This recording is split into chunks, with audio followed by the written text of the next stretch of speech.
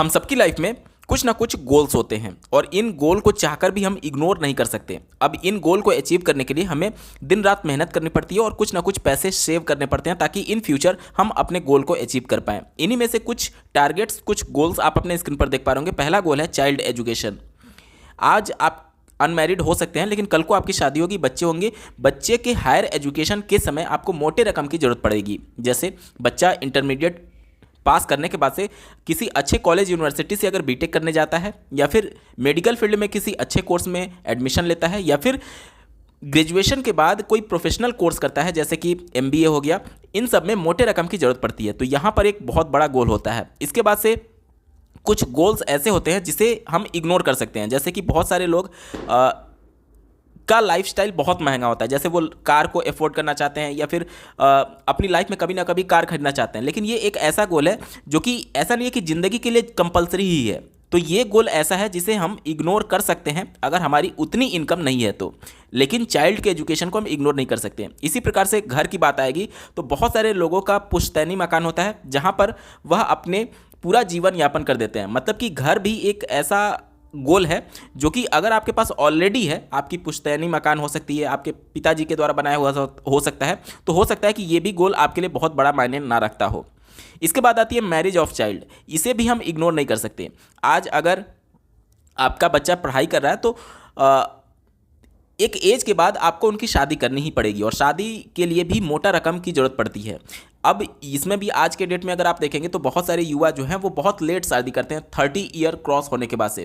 देखिए, जब शादी आपकी 30 ईयर के अंदर हो जाती है और जब बच्चे 30 ईयर में एटलीस्ट एक बच्चा अगर आपका हो जाता है तो जब आपकी एज 60 साल होगी, यानी जब आप रिटायर हो रहे होंगे, तब उस समय आपका बच्चा शादीशुदा हो चुका होगा और वो आपकी जिम्मेदारी संभाल सकता है। तो सारी चीज़ें जो हैं वो टाइम पर होनी चाहिए। यहाँ पर मैरिज ऑफ चाइल्ड भी हम इग्नोर नहीं कर सकते और यहाँ पर भी मोटे पैसे की जरूरत पड़ेगी। अब बहुत सारे लोग ऐसे हैं जो कि शादी नहीं करते हैं, तो ये वाला टारगेट उनके लिए नहीं आएगा और ये वाला भी टारगेट उनके लिए नहीं आएगा। लेकिन एक ऐसा गोल होता है जो कि सबकी लाइफ में आएगा ही आएगा, चाहे आप शादी करें, चाहे आप मकान ना लें, चाहे आप कार ना लें, चाहे आप बच्चे ना करें। वो सब गोल को एक बार टाला जा सकता है, लेकिन रिटायरमेंट एक ऐसा गोल है जिसे चाहकर भी नहीं टाला जा सकता। आज आप सैलरीड पर्सन हो सकते हैं, बिजनेस कर सकते हैं, लेकिन 60 साल के बाद आप रिटायर हो चुके होंगे या फिर बिजनेस करने लायक अब आपका शरीर नहीं होगा। उस कंडीशन में रिटायरमेंट एक ऐसा गोल है जो कि किसी भी पर्सन की लाइफ में इग्नोर किया ही नहीं जा सकता। इसीलिए इस गोल को आज ही से आपके माइंड में होना चाहिए कि किस तरीके से रिटायरमेंट के समय आपके पास कितना पैसा हो कि आप एक बेहतरीन लाइफ जी पाए और रिटायरमेंट के बाद भी आपका किसी पर डिपेंडेंसी ना हो, खास करके जब पैसे की बात आती है। क्योंकि पैसा ही एक ऐसी चीज़ है जो कि रिश्ते बनाता भी है और रिश्ते बिगाड़ता भी है।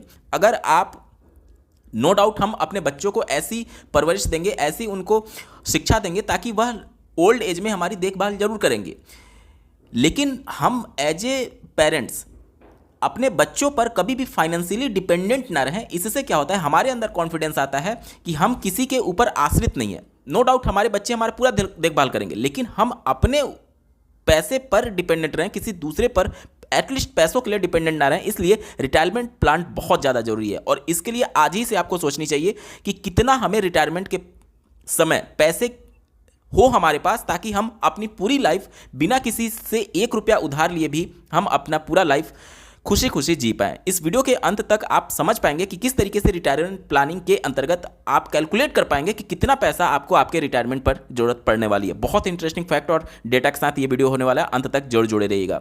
नमस्कार दोस्तों, मेरा नाम है नीरज, आप देख रहे हैं फिनोबिट यूट्यूब चैनल। अगर आप इस चैनल पर पहली बार विजिट कर रहे हैं तो इसको सब्सक्राइब करते हुए बेल आइकन को प्रेस करना ना भूलें। रिटायरमेंट के समय हमें कितने रुपए की जरूरत पड़ेगी, इसको कैलकुलेट करने के लिए हमें कुछ डेटा पहले से एज्यूम करना पड़ेगा। मैं एक ऐसे रिटेल इन्वेस्टर की यहाँ पर हाइपोथेटिकल डेटा को कंसीडर कर रहा हूँ जिसकी इस समय एज 35 साल है और इनका जो महीने का खर्च है वो मैं 30,000 मान करके चल रहा हूँ कि 30,000 में इनके घर का खर्च अच्छे से चल जाता है। ये 30,000 सिर्फ उनके जीवन यापन करने के लिए खर्चों की बात हो रही है। इसमें कोई भी मेडिकल इमरजेंसी की बात नहीं होगी, कोई भी इसमें इमरजेंसी फंड की बात नहीं होगी। मैं ये मान करके चल रहा हूँ कि एज ए रिटेल इन्वेस्टर ये जो 35 साल का है इसने अपना लाइफ इंश्योरेंस करा रखा है, यानी इनके ऊपर जो भी डिपेंडेंट होंगे, अगर ये नहीं रहें, अगर इकलौते ये कमाने वाले हैं, अगर नहीं रहें तो पूरे परिवार का जो खर्च है इनके लाइफ इंश्योरेंस कवर से मिलने वाले पैसे से लाइफ टाइम ये खर्च चल सकता है, ठीक है। तो एटलीस्ट आपके पास लाइफ कवर है, ये मैं मानकर चल रहा हूं, और आप और आपके ऊपर जितने भी डिपेंडेंट पर्सन हैं उन सबका यहां पर आपने एक तरीके से मेडिकल इमरजेंसी के लिए आपने ऑलरेडी कवर ले रखा है। यानी कि आपको आपके हेल्थ के बारे में नहीं सोचना है, आपको आपके लाइफ के बारे में नहीं सोचना है। वो सारे कवर लेने के बाद से एक नॉर्मल खर्चा, अगर एक मिडिल क्लास फैमिली की बात करें तो 30,000 में आराम से चल सकता है। मैं ये मान करके चला हूं। तो 30,000 अगर महीने का खर्चा है तो साल का खर्चा कितना हो जाएगा, 12 से मल्टीप्लाई करेंगे तो 3,60,000 यहाँ पर आता है। यानी एक ऐसा रिटेल इन्वेस्टर जिसकी एज 35 साल है और 3,60,000 साल का खर्चा है, उसके हिसाब से हम लोग यहाँ पर कैलकुलेट करते हैं। 60 साल की एज में वो रिटायर होना चाहता है।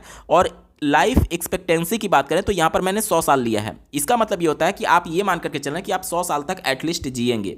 आपके मन में सवाल आएगा कि आज की डेट में 100 साल कौन जी रहा है, लेकिन अगर हम लोग ये यहाँ पर मैं अगर 85 साल मान करके चलूँ और अगर आप 90 साल 95 साल जी गए तब तो आपके पास पैसे की कमी हो जाएगी, क्योंकि आपने कैलकुलेशन ही 85 साल पे किया हुआ है। तो हम एक इतना एज लेकर के चल रहे हैं कि एटलीस्ट उसके अंदर ही हम रहें, लेकिन उससे मतलब कि अगर हम लोग कम मान करके चलेंगे तो और इससे ज़्यादा जी गए तो हमारे पास पैसे ही नहीं बचेंगे। तो हाइपोथेटिकल डेटा अगर हमें मानना है तो हम अपने लिए सेफ डेटा मान करके चलेंगे। और आपको ये भी सोचना है कि 100 साल अगर मैं एज ए रिटेल इन्वेस्टर मेल का अगर मैं एज मान करके चल रहा हूँ तो उनकी जो स्पाउज होंगी, जो जीवन साथी होंगी, जो उनकी पत्नी होंगी, उनकी एज 2 साल 3 साल 4 साल 5 साल कम ही होती है। अगर आप शादी में देखते हैं कि लड़के की एज से 2-3 साल लड़की की एज क्या होती है, कम होती है। तो अगर ये 100 साल का व्यक्ति होगा तो उनकी जो स्पाउज होंगी, जो जीवन साथी होंगी, अगर मैं 5 साल भी गैप मानूं तो 95 साल की होंगी। तो इस हिसाब से हम 100 साल अपने लिए और अपनी वाइफ के लिए 95 साल उस समय वो करंट में होंगी। तो ऐसा हम लोग डेटा मान करके चलें जिससे हमारा और हमारी स्पाउज दोनों का यहाँ पर काम हो जाए, ठीक है। यहाँ पर मैंने करंट एनुअल एक्सपेंस में 3,60,000 मैंने लिख दिया। कैसे पता चला, जो हमने अभी कैलकुलेशन के आधार पर सीखा था। इसके आधार से अगर मैं ये मान करके चलूँ कि इन्फ्लेशन यानी हर एक साल जो पैसे का वैल्यू डिप्रिशिएट हो रहा है या फिर हर एक साल जो महंगाई बढ़ रही है वो 6% से बढ़ रही है, इसको मैं मान करके चलता हूँ। एक्सपेक्टेड रेट ऑफ रिटर्न जो प्री रिटायरमेंट हमें मिलेगा, रेट ऑफ रिटर्न वो 12% मान करके चल रहे हैं। यानी कि 60 साल से पहले, ध्यान से सुनिए, 60 साल से पहले तक जो हम इन्वेस्टमेंट करेंगे उस इन्वेस्टमेंट पर हमें 12% का रिटर्न देखने को मिलेगा। और expected post retirement rate of return की बात की जा रही है। यानी कि जब हम रिटायर हो जाएंगे, 60 साल के हो जाएंगे, तो 60 साल से पहले तक तो हम जब म्यूचुअल फंड में या फिर किसी इक्विटी ओरिएंटेड फंड्स में इन्वेस्टमेंट करते हैं तो हम बहुत ज़्यादा रिस्क ले सकते हैं। लेकिन 60 साल के बाद हम स्टेबल फंड की तरफ मूव होने लगते हैं, जिससे हमारा रिटर्न जो है वो थोड़ा सा कम होगा। इसलिए पोस्ट रिटायरमेंट में ये मान करके चल रहा हूँ कि मुझे 8% का रिटर्न देखने को मिलेगा, ठीक है। उम्मीद करता हूँ चीज़ें आप समझ पा रहे होंगे। इसके बाद से अगर ये मान करके चलें कि देखिए एनुअल जो इंक्रीमेंट होगा आपके इनकम में, चाहे आप सैलरी से हो सकते हैं या फिर बिजनेस कर रहे हो सकते हैं, तो मैं ये मान करके चल रहा हूँ कि 2% आपका हर एक साल इनकम में इंक्रीमेंट हो जा रहा है, ठीक है। इनकम आपका बढ़ जा रहा है। अभी मैं मान करके चल रहा हूँ कि आपकी कोई भी इनकम नहीं है या फिर कोई भी इन्वेस्टमेंट आपने नहीं किया है। मैंने 500 क्यों लिखा है, क्योंकि जीरो ये एक्सेप्ट नहीं करेगा, इसलिए मिनिमम मैंने 500 यहाँ पर डाल दिया है। और ये मान करके चल रहा हूँ कि जो अभी आपका एग्जिस्टिंग इन्वेस्टमेंट है ये वाला, इस पर आपको 7% एफडी वाला रेट मिल रहा है। अब इस टोटल डेटा के हिसाब से हम लोग कैलकुलेट करते हैं कि कितना कॉर्पस की जरूरत पड़ेगी आपको रिटायरमेंट के समय। डेटा आपके सामने है, आप अपने स्क्रीन पर देख पा रहे होंगे। देखिए रिटायरमेंट कॉर्पस जो रिक्वायर्ड है वो 4,65,00,000 जरूरत पड़ेगी। यानी मोटा मोटी अगर मैं राउंड फिगर कर दूं तो 5 करोड़ आपको जरूरत पड़ेगी। अगर आज के डेट में अगर आपका 30,000 पर मंथ का खर्चा है तो जब आप रिटायर होंगे 60 साल में, तो 60 साल में रिटायरमेंट के लिए आपके पास 5 करोड़ का कॉर्पस होना चाहिए। ये कॉर्पस सिर्फ और सिर्फ रिटायरमेंट के लिए है।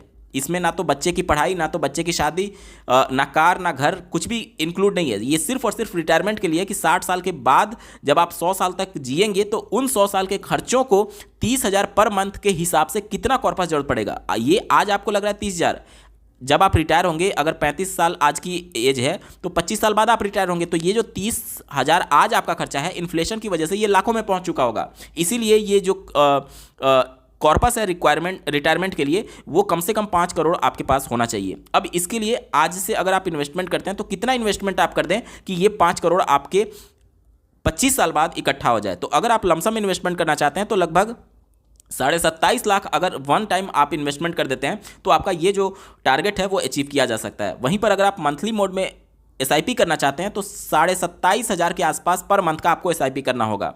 और अगर आप स्टेप अप SIP के तहत जाते हैं तो लगभग 24,500 आपको पर मंथ का यहाँ पर स्टेप अप SIP यहाँ पर करना होगा। तो इस तरीके से आप समझ सकते हैं कि आपके रिक्वायरमेंट के हिसाब से आपकी टोटल रिटायरमेंट के समय आपको कितने पैसे की जरूरत पड़ेगी और उस पैसों के लिए आज से आपको कितना इन्वेस्टमेंट करना पड़ेगा। अब एक बार थोड़ा सा मैं और चीज़ें आपको डीप में समझाने की कोशिश करता हूँ।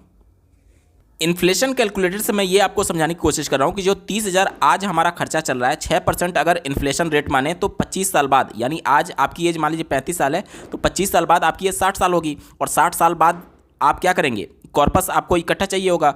तो आज जो 30,000 में आपका खर्चा चल रहा है वो 60 साल जब आप हो जाएंगे तो उस समय आपका यही 30,000 कम से कम 1,28,756 रुपये चाहिए होगा। यानी कि 30,000 की आज की जो वैल्यू है आज से 25 साल बाद 1,28,756 रुपये के बराबर होगी। अभी जो 30,000 में खर्चा चल रहा था वो 60 साल जब आप होंगे तब 1,28,756 रुपये चाहिए।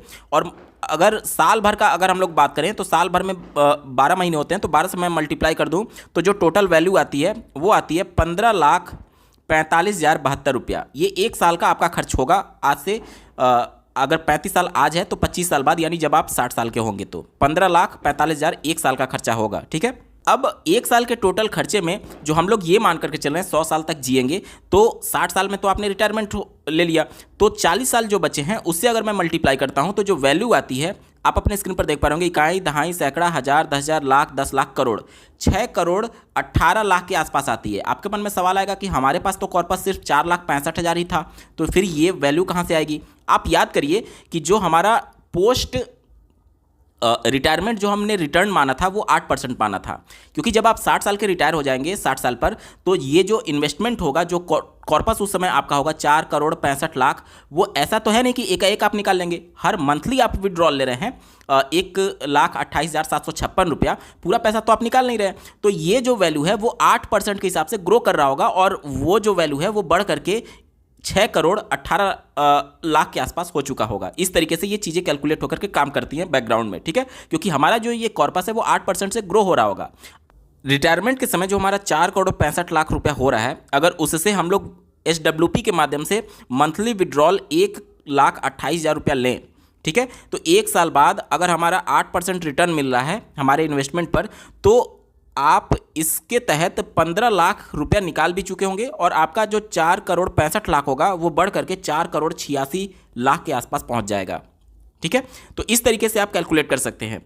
और ये जो अमाउंट आप निकालेंगे, चूंकि आज के डेट में 30,000 में खर्चा चल रहा था जो कि 25 साल बाद बढ़ करके 1,28,000 रुपये हो जा रहा है, तो हर एक साल महंगाई बढ़ रही होगी 6% इन्फ्लेशन रेट के हिसाब से, तो आपका खर्चा भी बढ़ेगा। तो 1,28,756 रुपया का 6% और कैलकुलेट करके अगले साल से आप SWP सेट कर सकते हैं और उतना ही रिटर्न के हिसाब से आप आगे भी कैलकुलेट कर सकते हैं कि ये किस तरीके से आगे मूव होता रहेगा। ठीक है, पहले के समय में एक कहावत कही जाती थी कि भगवान ने पैदा किया है और वहीं हमें रोटी देगा, लेकिन आज समय बदल चुका है। महंगाई इतनी है, पहले एक कमाने वाले और उस पर 15-20 लोग डिपेंडेंट थे खाने के लिए, लेकिन आज की डेट में महंगाई इतनी है कि परिवार के सभी सदस्यों को कमाने के बावजूद भी चीज़ें कम पड़ जा रही हैं, पैसा कम पड़ जा रहा है। इसीलिए आपकी एज जो भी हो, अगर आप कमाने लगे हैं तो आज से ही आपको आपके रिटायरमेंट को लेकर के चिंतन मंथन करते हुए प्लान शुरू कर देना चाहिए, क्योंकि जितना कम एज में आप रिटायरमेंट प्लान करना शुरू करेंगे उतना ही कम इन्वेस्टमेंट के साथ आप